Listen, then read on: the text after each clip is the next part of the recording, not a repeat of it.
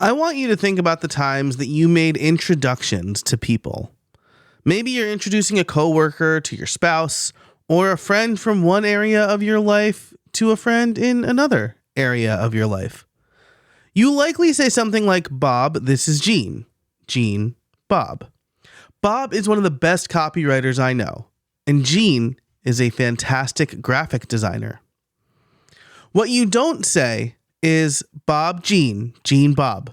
Now tell each other who you are and what you do, because they'd both be caught off guard. If you ask me, what's the worst question podcasters commonly ask their guests? You'll get one unequivocal answer from me. So, tell us who you are and what you do.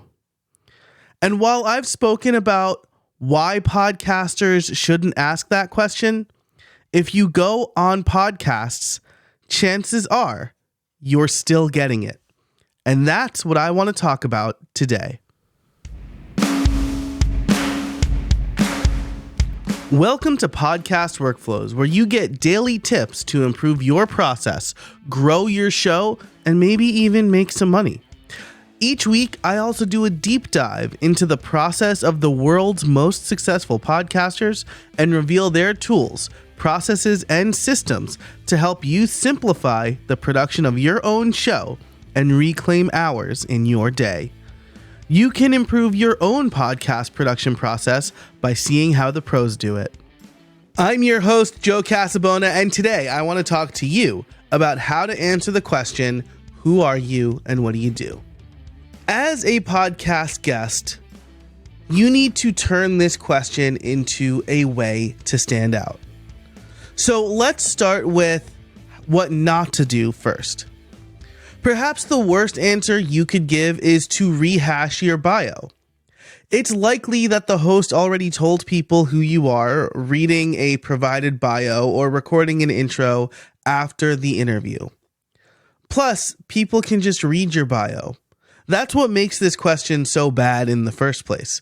It's not helpful and it's not unique information.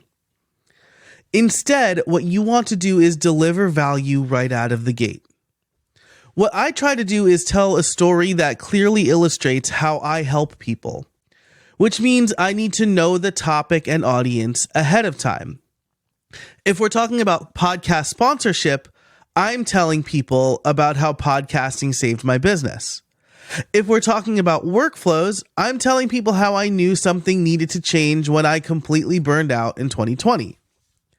This does a couple of things.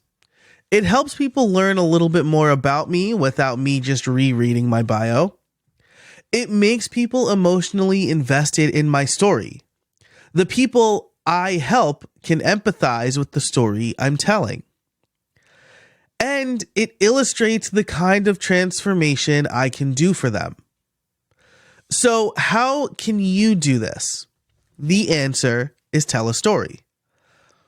I write all about digital storytelling over on podcastliftoff.com.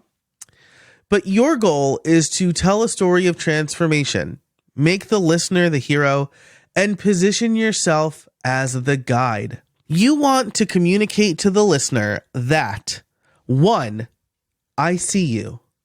2, I've been where you are. 3, I know the way out. And most importantly, 4, I can help you. Why does this matter? Because a great podcast interview can do a lot of things for you. It can grow your authority. It can get people onto your mailing list, and it can reach new clients.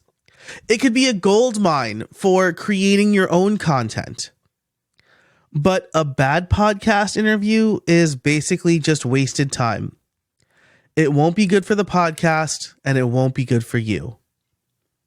If you start strong, win over the audience early, and steer the conversation in the right direction that you need it to go in, it could be a huge boon for you in both the short and long term. If you liked this episode and want more content like it, as well as bonus episodes, a newsletter, my automations database, and monthly workshops, you can become a member of the Podcast Foundry over at podcastworkflows.com/join.